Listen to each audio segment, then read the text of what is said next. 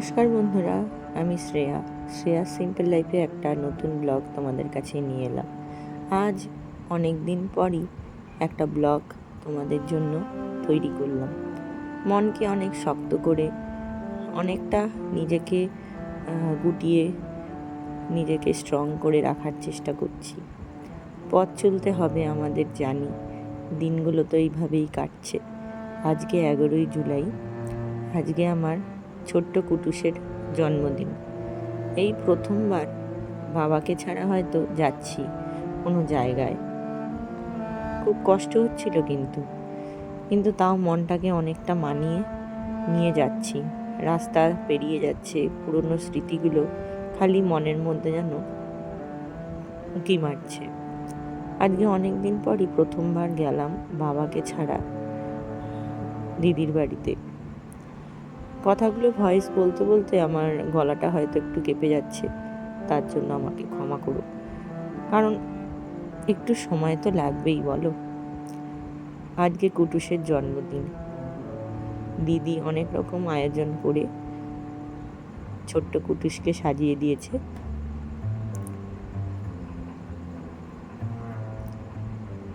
তোমরা সবাই আশীর্বাদ করো। এই ছোট্ট কুটুস আস্তে আস্তে বড় হয়ে উঠছে, 12 বছর হলো।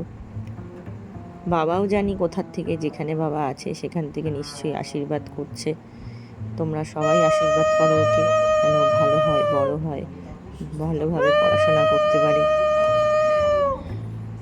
আজকের অনেকগুলো দিন পেরিয়ে গেল, দেখতে দেখতে 11ই জুলাই আজকে। তোমার বার্থডের জন্য কেক কালকে কাটা হয়েছে, আজকেও কাটা হবে।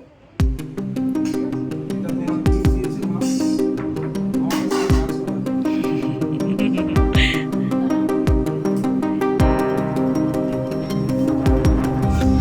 একটু হাতটা রাখো তা।